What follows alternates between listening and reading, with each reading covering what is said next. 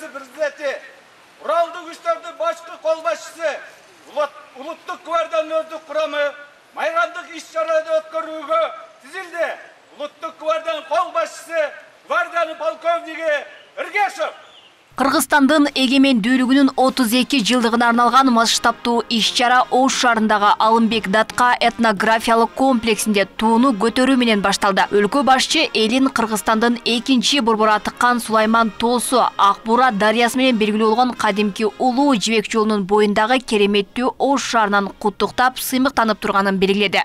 Ал эми ошол алмустактан бери келаткан кыргыз тарыхынын бир бөлүгү бүгүнкү күндө да өз орду, өз салмагы бар Оштун тарых таржымалы кадимки Кубат би, Ажы би, Алымкул аталык, Алымбек Датка, Мусулманкул Миңбашы, Нүзүк би, Курманжан Датка, Полотхан жана башка тарыхый инсандардын аттары менен тыгыз байланыштуу. Айкөл Манас атабыз Барсбек бабабыздан берки ата-бабаларыбыздын ысымдарынын катарын улаган, жогоруда аттар аталган аталарыбыз мына бүгүн биз үчүн, кийинки урпактар үчүн маңдай жарыла мына бүгүн кубануу менен белгилеп жаткан эгемендигибизге түздөн түз таасир этишкени кашкайган чындык. Биз үчүн бул чоң сыймык. Андан соң өлкө башчы Кыргызстандын алгачкы премьер-министри Насирдин Исановдун 80 жылдыгына карата айкелин ачты. Айкел Ош мамлекеттик университетинин башкы имаратынын алдына курулду. Аны менен катар окуу жайда коомдук ишмердин аты ыйгарылган илимий изилдөө институту түптөлдү. Ачылышта президент Садыр Жапаров Исановго көз өткөндөн кийин ыйгарылган Кыргыз эл баатыр мамлекеттик сыйлыгын анын жубайына тапшырды.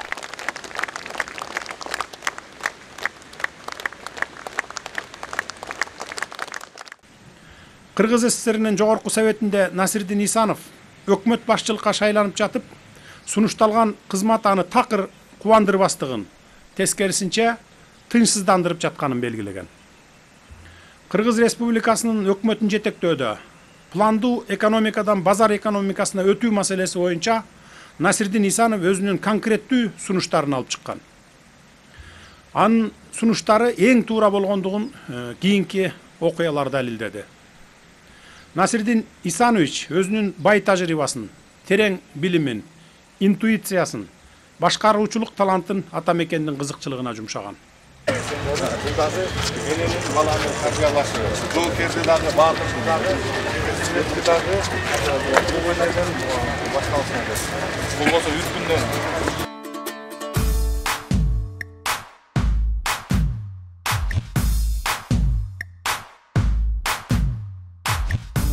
Ош улуттук драма театрынын оң тарабына кыргыз элинин өтмүшүн, тарыхын чагылдырган 17 таш айкел орнотулуп, тарыхтан калган элестер аттуу шаарча түптөлдү. Масштабтуу түрдө майрамдалып жаткан өлкөнүн эгемен күнүндө Ош улуттук драма театрынын сол тарабында өлкөнүн 7 дубанын чагылдырган ата журт аталышындагы шаарча дагы түптөлдү. Элдерге окшоп балдарыбызды ээрчитип алып майрамдап келдик.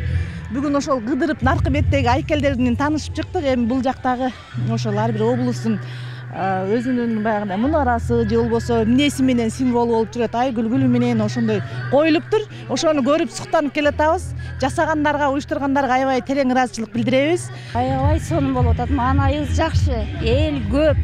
Өзгөрүү Кыргызстанда чоң өзгөрүүлөр болуп атат. Мына кичинекей мини Кыргызстан деп коебу, эмне дейт? Шаарча түзүлүптүр өзүнчө аябай жакты бизге. Шаардыктардын маанайы аябай сонун. Майрамдык маанай биринчиден абдан жакшы. Экинчиден биздин республиканын президенти Садыр Нуркожоевичке чоң рахмат. Мурдагыдай кылып бардыгын ошол Бишкек шаарында өткөрбөстөн мына региондорго алып келип, мына региондордо өткөрүп аткандыгынын өзү бул жалпы элге бирдей мамиле жасап аткандыгы деп айтсак болот. Кудай буйрса мына акыркы 2 жылдын ичинде аз-аздан болсо дагы өнүгүү болуп атат.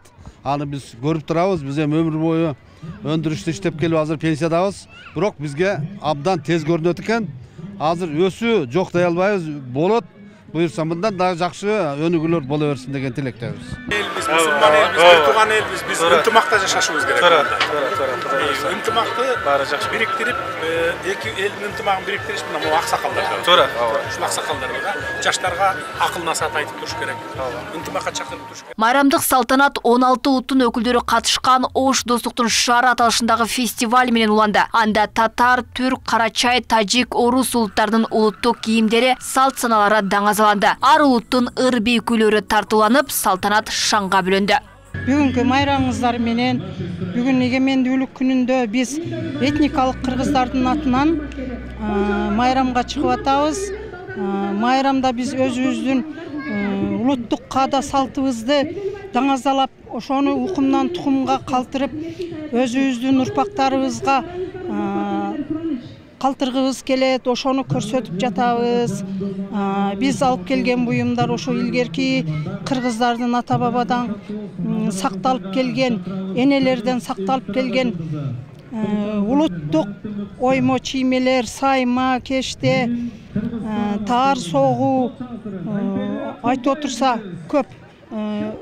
Ар кандай боонун түрлөрү, чалма, илме, басма, сайманын түрлөрү, ошолорду даңазалап, өзүбүздүн каада салтыбызды даңазалап жатабыз. Өзүбүздүн формабыз менен, өзүбүздүн маданиятыбыз менен, өзүбүздүн тилибиз менен түшүндүрөлү деп, биз бар жогу эле тамак аштарыбыз, кол өнөрчүлүктөрүбүз бардыгы эле кыргыздыкындай эле только ларин, ыңар деген сөз менен гана айырмаланат. А так биз Кыргызстанда жашаган үчүн кыргыз түрктөрү кыргыздай эле болуп калганбыз. Биз аябай сыймыктанабыз Кыргызстанда жашаганыбызга.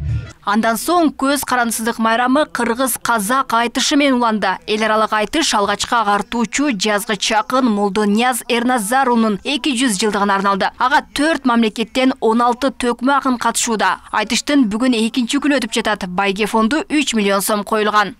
Быйыл ошол элибиздин эгемендүүлүк күнүнө ушундай арнайы эл аралык айтыш болуп атат.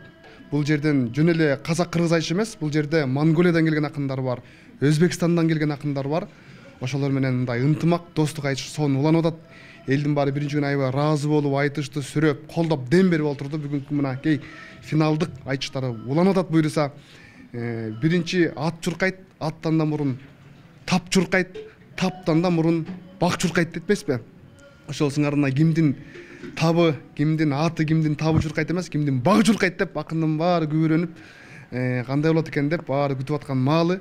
Эл дагы аябай колдоп сүрөп, кол чабып атат айтып. Белгилей кетсек, президент эгемендүүлүк майрамын ар жылы ар дубанда өткөрүү тапшырмасын койгон. Былтыр Чүй облусунун Чуңкурчак жайлоосунда белгиленсе, быйыл 3000 жылдан ашуун тарыхы бар Ош шаарында өтүп жатат. Эске салсак, Жогорку Кеңеш 1990 жылдын октябрында өлкө аталышын Кыргыз Республикасы деп өзгөртүп, 15 декабрда эгемендик декларациясы кабыл алынган. 1991 жылдын 31 августунда өлкөнүн эгемендик күнү жарыяланган. Алмагүл Эркебай кызы, Азам Бузириков, Ош ТВ.